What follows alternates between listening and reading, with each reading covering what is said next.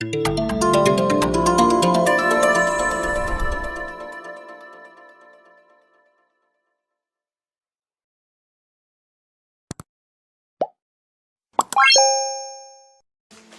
bonjour chers frères et sœurs, je suis l'évangile Jacques Moreau.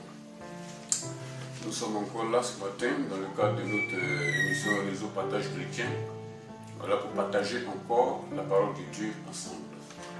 Voilà, comme je l'ai toujours dit, notre rôle à nous, c'est de prêcher l'évangile et d'amener le peuple de Dieu à la maturité et surtout le peuple de Dieu à la lecture de la Bible. Parce que tout part de là, la méditation. Parce que si tu ne connais pas, tu ne pourras rien faire. On dit faute de connaissance, mon peuple périt. C'est pour cela nous allons à l'essentiel et nous prêchons l'évangile dans sa stricte vérité, sans ajouter ni retrancher. Voilà, ça c'est notre rôle. Parce que nous voyons aujourd'hui qu'il y a toutes sortes de doctrines erronées qui circulent un peu partout. Et les anciens chamans, les marabouts, les féticheurs, les gourous de toutes sortes, qui étaient dans leur repère, sont devenus maintenant, ils mettent maintenant le vaisseau, le manteau des chrétiens pour venir chercher, comme on lui dit, un emploi sur le dos de Jésus-Christ. Nous disons non. C'est pour cela il faut vérifier toutes les prêches que vous écoutez. Si vous allez dans une assemblée et que vous venez à la maison, d'abord si vous êtes là-bas, vous prenez note et ensuite vous venez regarder, vérifier comme les chrétiens libérés. Voilà. Parce que les gens se laissent tromper aujourd'hui à cause des miracles. Les miracles ne sont pas. Les miracles ne sont pas un gage qui prouve qu'une personne est un serviteur de Dieu. N'importe qui peut faire des miracles. Le diable aussi en fait énormément d'ailleurs aujourd'hui. Voilà. Donc, notre méditation, notre prédication de ce jour, c'est la dîme est toujours d'actualité. Parce que nous entendons beaucoup de personnes qui disent la dîme n'est plus d'actualité. Mais je vais vous dire que la dîme est toujours d'actualité.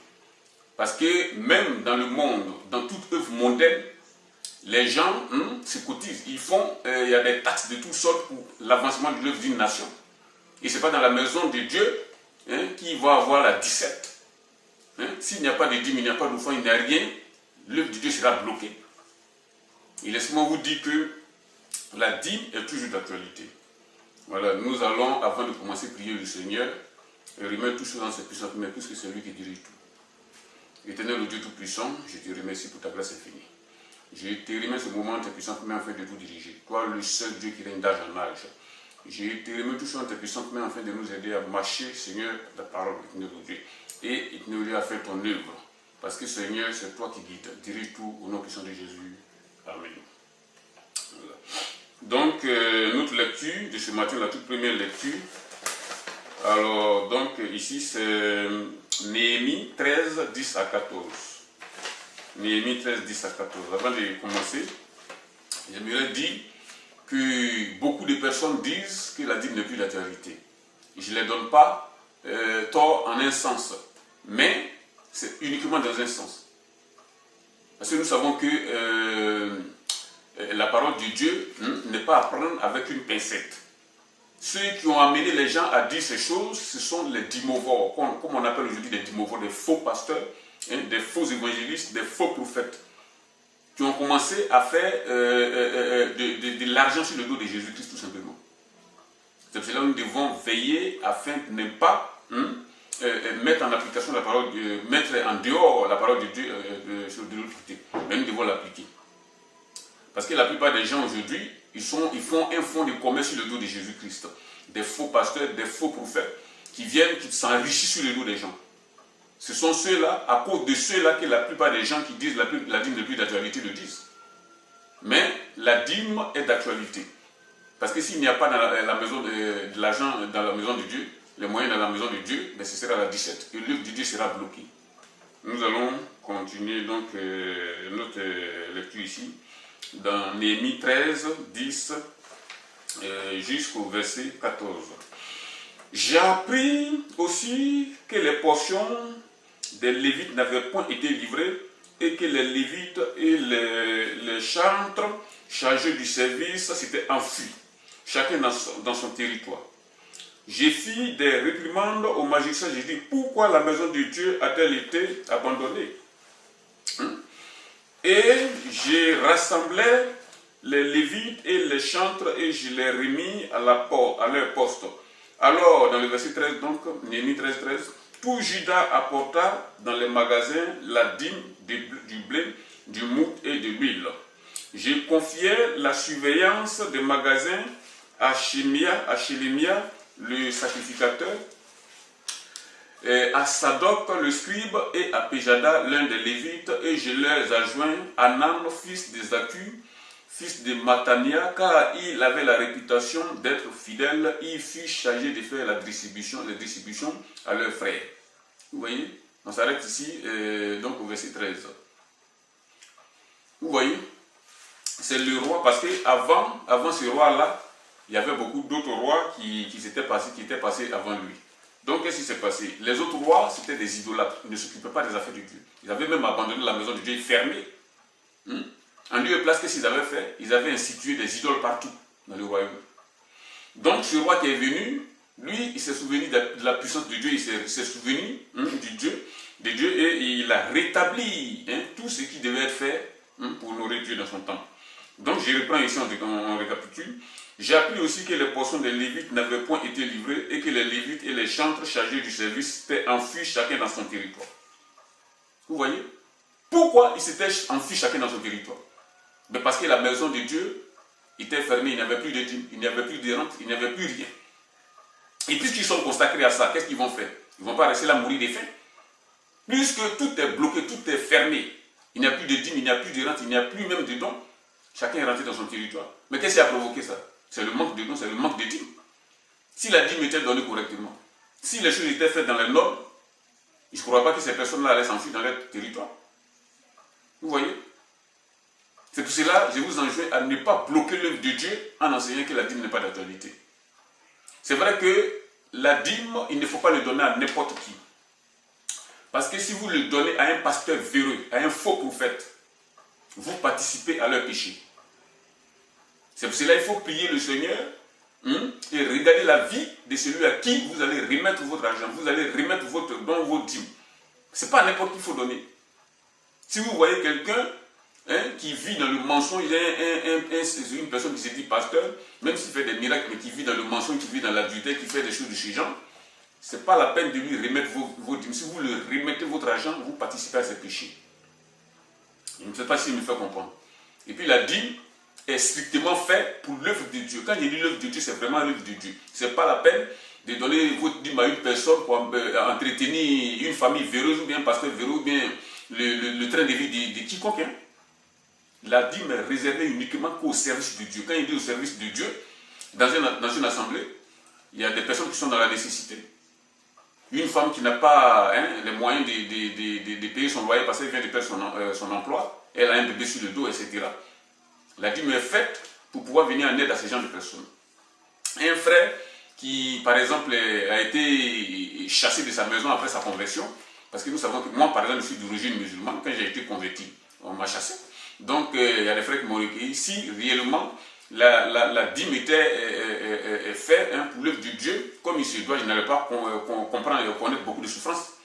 Vous voyez, un frère qui n'a pas de ticket pour venir à la réunion, ou bien qui n'a pas de lunettes de lecture, ou qui n'a pas de complet, un complet veste pour pouvoir s'habiller convenablement pour venir à l'église, ou chose, comment on appelle à la réunion de maison, le culte des maisons, vous achetez toutes ces choses avec la dîme.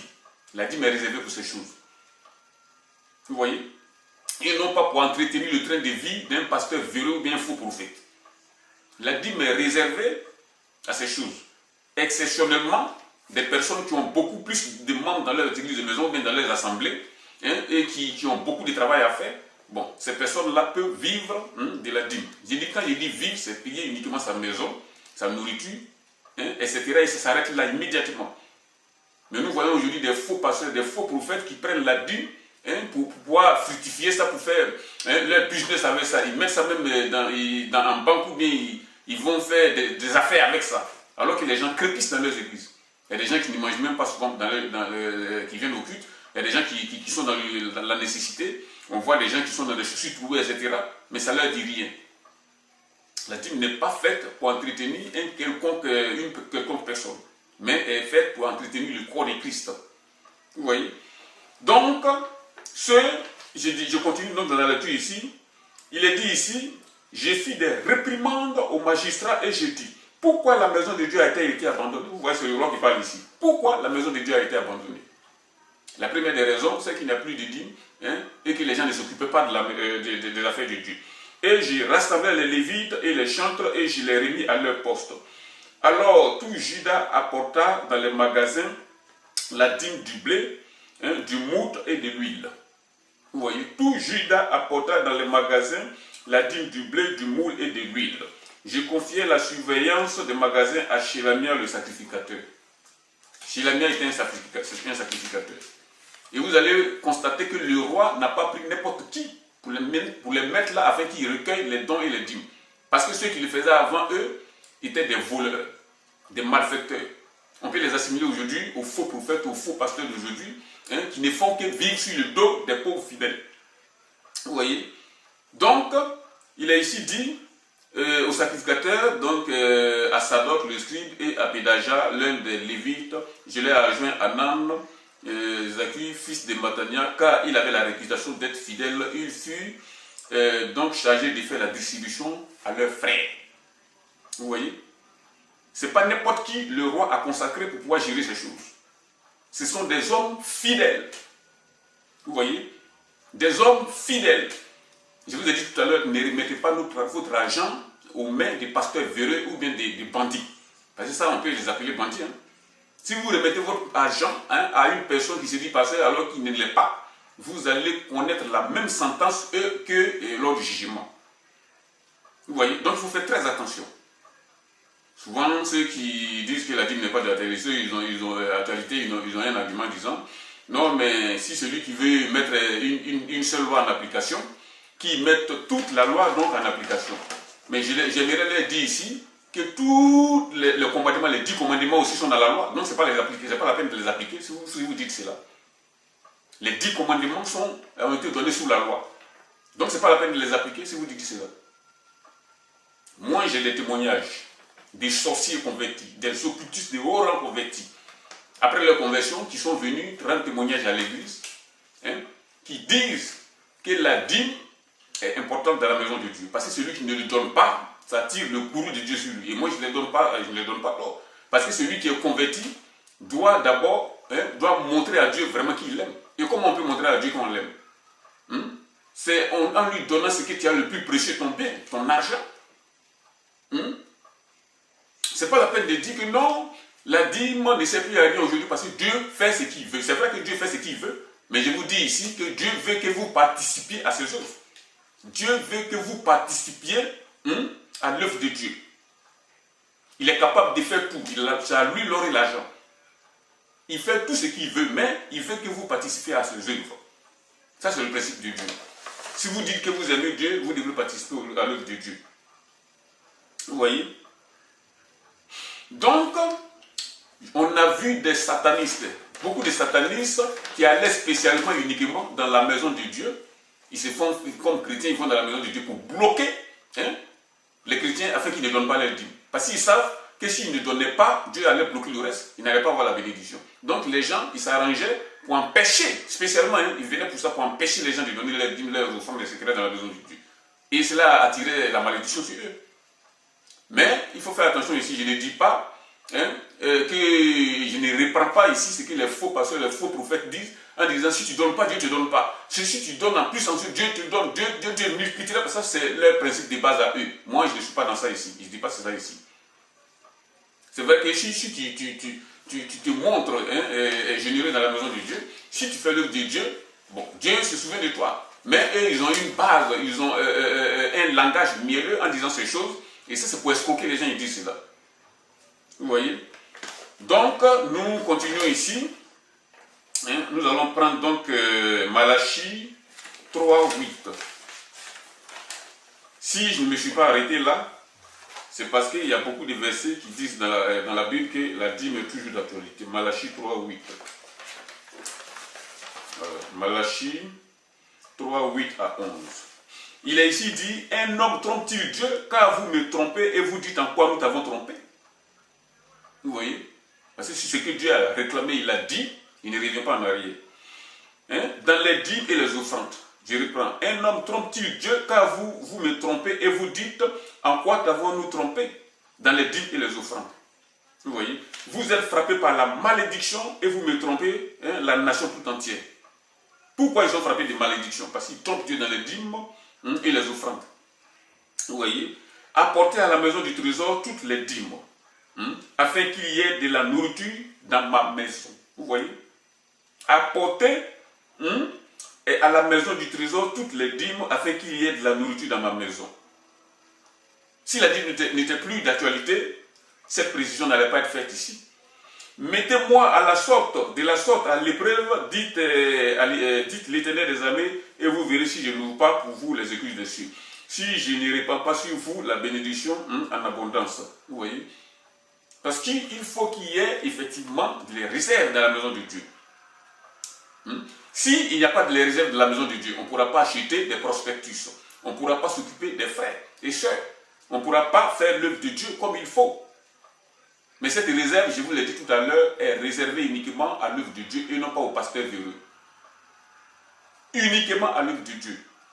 D'ailleurs, je voulais ajouter ici que pour un pasteur, vraiment, en ce temps-là, maintenant en 2016, si une personne se sent en bonne santé, il a ses deux bras valides, ses deux jambes valides, qu'il aille travailler.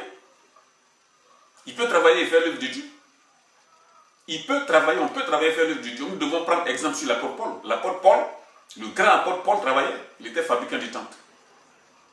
Il a dit, j'ai fait ces choses, j'ai fait ce travail, je ne suis pas sur le dos de quelqu'un afin que l'œuvre de Dieu ne soit pas blasphémée. Et donc, puisqu'il travaillait, les dîmes et les offrandes dans ce temps-là étaient réservées à quoi? À l'entretien du corps de Christ. Vous voyez? Donc, pour vous, je menacerai celui qui dévore. Dans le verset 11 du chapitre 3 de Malachie. Je menacerai celui qui dévore. Qui dévore? C'est Satan. Parce que dès l'instant où vous prenez votre salaire ou votre rente et que vous ne donnez pas les prémices à Dieu, Dieu ne protégera pas ça. Hein? Dieu ne protégera pas cela. Et puisque Dieu ne protège pas cela, qui va venir dévorer? C'est le diable et ses démons qui vont venir dévorer ce que vous avez. Souvent, des personnes ont reçu les salaires aujourd'hui. Après 4 ou 5 jours, l'argent a disparu. Ils ne savent même pas dans quoi l'argent est rentré. Ils ne savent pas quelles dépenses ils ont fait, tout a disparu. Ce n'est pas que l'argent est perdu, mais l'argent, ils ont fait des dépenses bizarres, ça a disparu comme ça parce qu'ils ont fait des dépenses, ils ne s'en retrouvaient même pas. Pourquoi? Parce que ce sont des personnes qui ne contribuent pas à l'avancement de l'œuvre de Dieu. Ils ne contribuent pas à la dîme, ils ne contribuent même pas aux collectes, ni à aucun don à la maison de Dieu. Vous voyez? Donc pour vous, je menacerai celui qui dévore. Si tu payes ta dîme, tu donnes des offrandes à Dieu, tu entretiens la maison de Dieu, Dieu ne laissera pas celui qui dévore venir dévorer. Et il ne détruira pas les fruits de la terre. C'est-à-dire, celui qui dévore ne pourra pas toucher à ton travail, ne pourra pas toucher à tout tes rentes et à ce qui t'appartient. Et la vigne ne sera pas stérile dans vos campagnes, dit l'Éternel. Votre travail ne sera pas stérile. Ce que vous faites, tout ce que vous mettez vos mains dans une affaire, cette affaire sera prospère. Mais, par contre, si vous manquez à votre obligation en ne donnant pas la dîme, Dieu ne bénira pas cela. C'est ce qu'il veut dire ici. Vous voyez? Donc, on prend ici, encore dans Malachie 1, 12, 14. Malachie 1, 12, 14. Dieu dit quoi ici? Mais vous le profanez. En disant, la table de l'Éternel est souillée. Et ce qu'elle rapporte est un aliment méprisable. Des gens qui profanent, c'est-à-dire qui ne s'occupent pas des œuvres de Dieu. Je vous ai dit tout de suite que Dieu s'en fout de quelqu'un. Dieu peut faire lui seul, lui-même, sa volonté. Il peut faire lui seul son travail. Mais il veut que vous participiez. Il veut que chacun participe. C'est cela, la dîme est très importante ici. Il veut que chacun participe. Donc nous devons donc tous participer à l'œuvre de Dieu. Donc je continue ici dans Malachie 1, 12 toujours. Vous dites, quelle fatigue, et vous le dédaignez, dit l'Éternel des armées, et cependant vous amenez ce qui est dérobé, boiteux ou infirme, et ce sont les offrandes que vous faites, puis-je les agréer de vos mains, dit l'Éternel.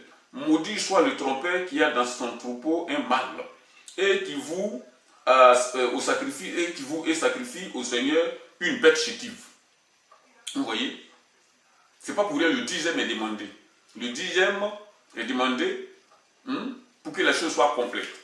Mais il y a des gens, ils peuvent faire des offrandes, ils donnent, par exemple, s'ils ont 1000, disons 100 euros sur la main, ils donnent 5 euros, je veux dire 1 euro ou bien 50 centimes de la maison de Dieu. Entre nous, c'est pas respectueux. Vous voyez? Donc, quand je suis un grand roi, dit l'Éternel des armées, et mon nom est redoutable parmi les nations. Par conséquent, si tu veux faire un don à Dieu, il faut que le don soit effectivement un don et non pas une moquerie. Donc, nous allons lire ici Proverbe 3.9. On va lire ici dans Proverbe 3.9. Honore l'Éternel avec tes biens. Vous voyez? Dieu n'a pas besoin de nos biens. Mais pourquoi il dit ici honore l'Éternel avec des biens? Parce qu'il veut que vous participiez à l'entretien de la maison de Dieu. C'est important. Et avec les prémices de tous vos revenus. Vous voyez? Honore l'Éternel avec tes biens et avec les prémices de tout ton revenu. C'est très important. Les prémices, c'est quoi? C'est la dîme. Les prémices de tous tes revenus. Parce que lorsque tu donnes des prémices à Dieu, Dieu par conséquent protège le reste. Et ce peu, même si c'est toi qui le dis, si le peu là est en déficient, vous allez voir que cet argent-là ne va pas s'évaporer. L'oiseleur, le destructeur, le dévastateur ne va pas venir le dévorer comme ça. Alors tes greniers seront remplis d'abondance et tes cuves regorgeront de mou. Vous voyez, Dieu va bénir le peu qui reste. Et ce peu-là va fructifier. Donc nous allons prendre Deutéronome 26, 1 à 5 ici, à 15. Ça c'est une longue lecture, 26, 1 à 15. Deutéronome 26, 1 à 15. Il est ici dit, c'est tellement long, 26, 1, Deutéronome 26, 1 à 5. Lorsque tu seras entré dans le pays que l'Éternel ton Dieu te donne pour héritage, lorsque tu posséderas et il sera établi, tu prendras des prémices de tous tes fruits que tu retireras du sol dans le pays que l'Éternel ton Dieu te donne. Tu les mettras dans une corbeille et tu iras au lieu que choisira l'Éternel ton Dieu pour y faire résider son nom. Vous voyez? Tu te présenteras au sacrificateur alors en fonction et tu lui diras: je déclare aujourd'hui à l'Éternel ton Dieu que je suis entré dans ce pays que l'Éternel a juré à nos pères de donner. Le sacrificateur recevra la corbeille de ta main et la déposera devant l'autel de l'Éternel ton Dieu. Tu prendras encore la parole et tu lui diras devant l'Éternel ton Dieu. Vous voyez? Tout ça montre ici que la dîme n'est pas est bannie dans la maison de Dieu. La dîme est toujours d'actualité, chers frères et sœurs. C'est pour cela je vous enjoins donc ici à faire l'œuvre de Dieu dans sa totalité et non pas à moitié. Dieu ne plaisante pas. Donc c'est pour cela que nous devons marcher selon sa parole en faisant sa volonté à lui. Et non pas en nous amusant, en écartant certaines choses dans la parole de Dieu. La dîme est toujours d'actualité. Vous voyez? Donc, c'est ce que je voulais dire ce matin. Et c'est cette prédication-là que le Seigneur m'a mis à cœur de vous donner. Voilà. Nous allons donc prêcher encore peut-être sur ça. Parce que cette affaire va au-delà de ce que l'on dit. Parce que beaucoup de personnes disent la dîme n'est plus d'actualité. Voilà. C'était cette prédication que je vais apporter ce matin. Voilà, je vous remercie. Et nous allons prier le Seigneur afin que le Seigneur nous donne la capacité de mettre en application sa parole. Merci pour ta grâce, éternelle Dieu, de ce que tu nous as entretenu. Merci, éternel Dieu, pour tout ce que tu as fait, Seigneur, pour ta grâce. Parce que nous savons, éternel Dieu, que nous ne devons pas prendre avec ta parole, Seigneur, les pincettes, mais que nous devons vivre, éternel Dieu, une vie de sanctification en mettant toute ta parole en application. Sois béni au nom de Jésus. Amen.